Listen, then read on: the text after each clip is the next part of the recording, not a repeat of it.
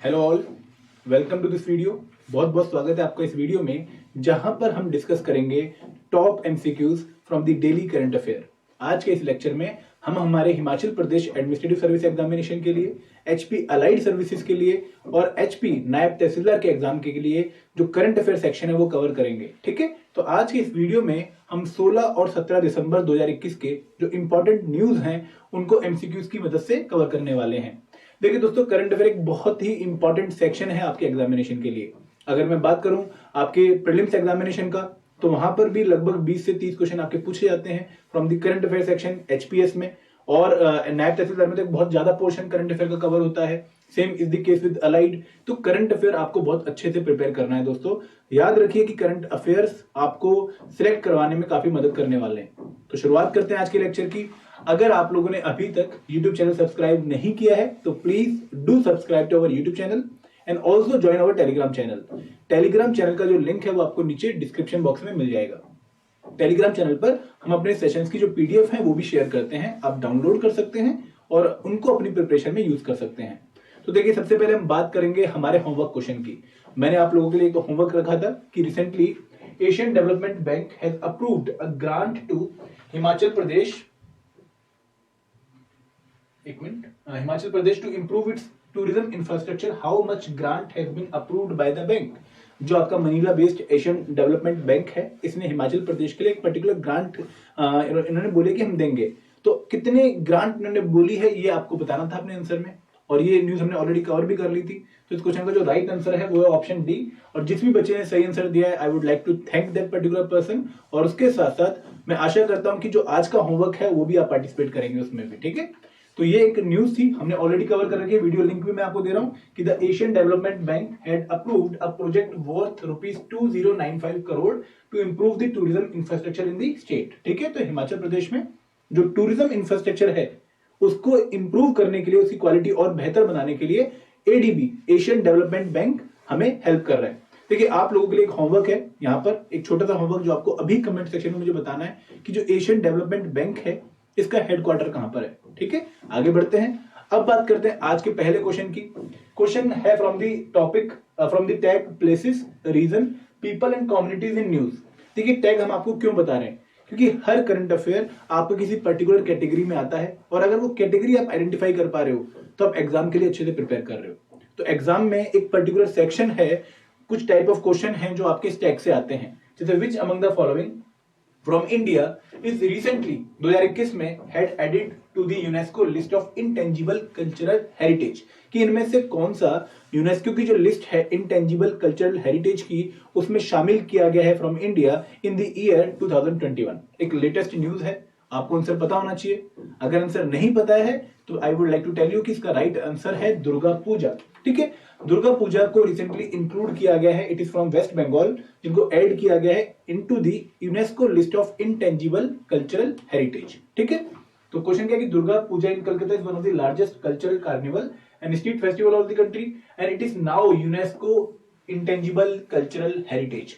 आप reference link में जा सकते हैं, 16 दिसंबर की न्यूज है द हिंदू की, अगर आपने डिटेल में पढ़नी है। आपको बता भी देता हूं कि जो इंटेंजिबल कल्चरल हेरिटेज है इसका मतलब क्या है।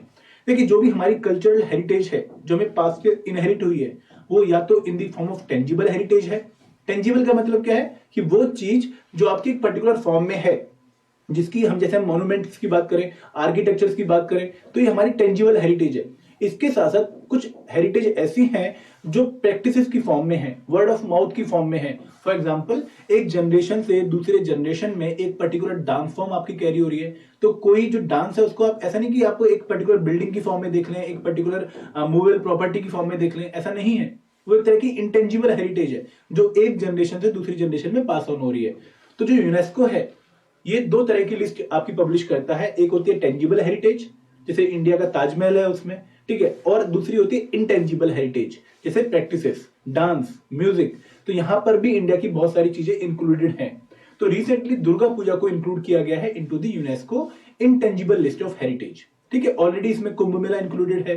ठीक है, उसके साथ साथ योगा इंक्लूडेड है, और भी बहुत सारे हमारे ऐसे डांसेस हैं, छाऊ डांस है जो ऑलरेडी इंक्लूडेड है इनटू द यूनेस्को लिस्ट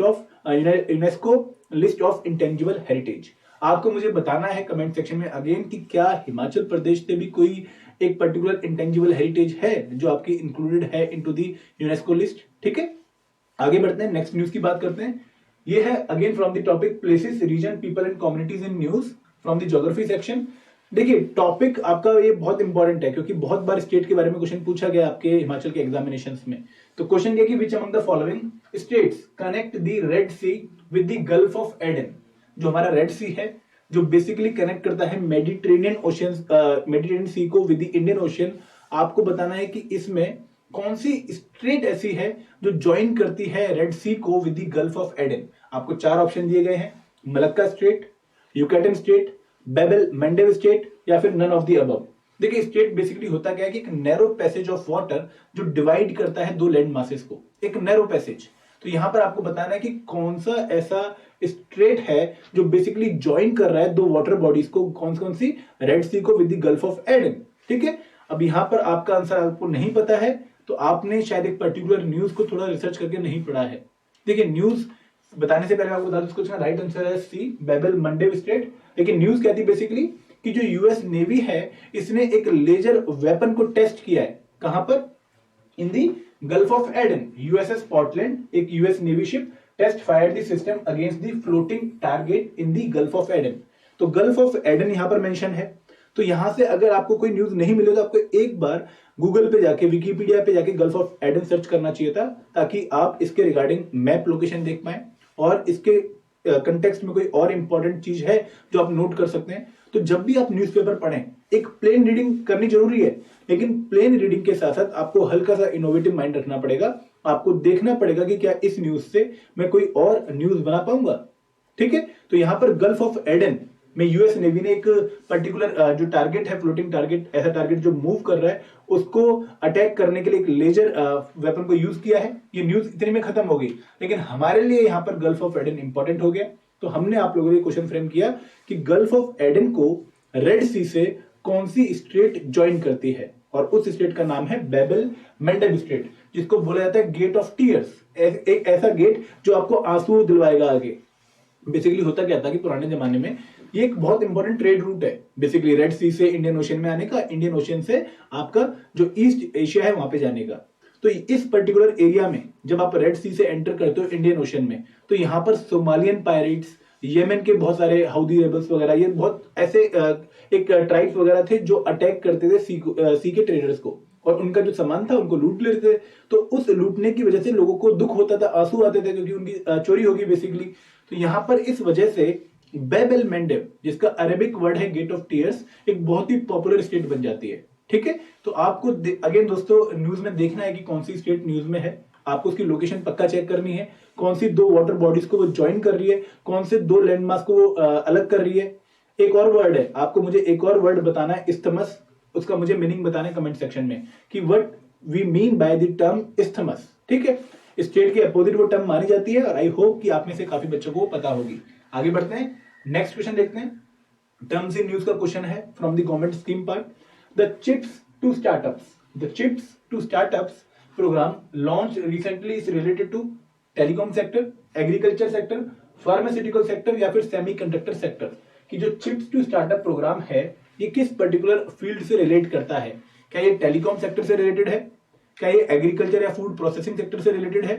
क्या ये फार्मास्यूटिकल सेक्टर से रिलेटेड है या फिर ये सेमीकंडक्टर से रिलेटेड है? देखिए रिसेंटली एक यूनियन कैबिनेट की मीटिंग हुई है जहां पर इंडिया को सेमीकंडक्टर हब बनाने के लिए पूरा मिशन लॉन्च किया गया है। तो इस क्वेश्चन का कंटेक्स्ट जो है वो न्यूज है। तो यहां पर राइट आंसर क्या है? Option D. देखिए सेमीकंडक्टर एक बहुत ही इंपॉर्टेंट मटेरियल्स होते हैं जो कि बहुत सारे जो हमारी इलेक्ट्रॉनिक इंडस्ट्री है वहां पे यूज होते हैं। तो इंडिया में अभी तक सेमीकंडक्टर का हम बहुत ज्यादा इंपोर्ट कर रहे थे और वो हमारे जो ट्रेड है उसमें हमें नेगेटिवली इंपैक्ट कर रहा था। तो इंडिया को सेमीकंडक्टर का हब बनाने के लिए यूनियन कैबिनेट ने 76,000 करोड़ का एक प्रोजेक्ट लॉन्च किया है, एक प्रोग्राम लॉन्च किया है to develop a sustainable semiconductor. और इंडिया को एक ग्लोबल हब बनाने के लिए, एक मार्केट बनाने के लिए, एक डेस्टिनेशन बनाने के लिए कि जहां पर जितने भी इलेक्ट्रॉनिक सिस्टम है उनकी हम इंडिजिनस प्रोडक्शन करें, इस वजह से पूरा मिशन लॉन्च किया गया है। ठीक है। और यहाँ पर 50% का जो फिजिकल सपोर्ट है वो प्रोवाइड किया जाएगा, जो भी आपकी फैब्रिकेशन यूनिट होंगी, कंपनीज होंगी उनको, ठीक है। अब यहाँ पर गवर्नमेंट ने ऑलरेडी कुछ इनिशिएटिव्स ले रखे हैं to develop the semiconductor industry in India, जिसमें एक है नेशनल सेमीकंडक्टर मिशन, ठीक है। तो नेशनल सेमीकंडक्टर मिशन सेटअप किया गया था कि हम एक लॉन्ग टर्म स्ट्रेटेजी डेवलप कर पाए for sustainable semiconductor and display ecosystem. इसके साथ साथ एक और प्रोग्राम है चिप्स टू स्टार्टअप प्रोग्राम। यहाँ पर बेसिकली जो लोग चाहते हैं कि वो स्टार्टअप ऑर्गेनाइज करें, डेवलप करें, इनिशिएट करें in the field of semiconductor industry, उनको गवर्नमेंट प्रमोट कर रही है, ठीक है। तो देखिए न्यूज द हिंदू की है, और कई बार होता है कि हम न्यूज पढ़ लेते हैं लेकिन इस टर्म को नोट नहीं कर पाते हैं, और जब पेपर में आती है तो वहां पर हम कंफ्यूज हो जाते हैं। तो इसी तरीके से आपको न्यूज पढ़नी है कि आपका कंटेक्स्ट मिस ना हो, कोई डिफरेंट चीज आपने देखी न्यूज में, उसको एक बार पक्का सर्च करिए। आते हैं क्वेश्चन नंबर 4 पर। द फेमस चार मीनार इज लोकेटेड एट। आपको बताना है कि जो चार मीनार काफी फेमस एक हमारा मॉन्यूमेंट है, कहां पर लोकेटेड है। It is from the topic places, region, people and communities, Indian culture का क्वेश्चन है। बॉम्बे, बेंगलोर, हैदराबाद या विजयवाड़ा। जो चार मीनार है जो बेसिकली कुतुब शाही डायनेस्टी से रिलेट करती है, आपको बताना है कि कहां पर लोकेटेड है, और लोकेशन वाले क्वेश्चन हमारे पेपर में बहुत आते हैं। तो it is located in Hyderabad. अब ये न्यूज में क्यों है, क्योंकि इसकी रिपेयरिंग हो रही है, क्योंकि जो इसमें मॉडल था वो गिरने लग गया है, जो इस पे प्लास्टर करा हुआ है वो गिरा हुआ है, तो उसकी वजह से अब उसको दोबारा से रिपेयर किया जा रहा है।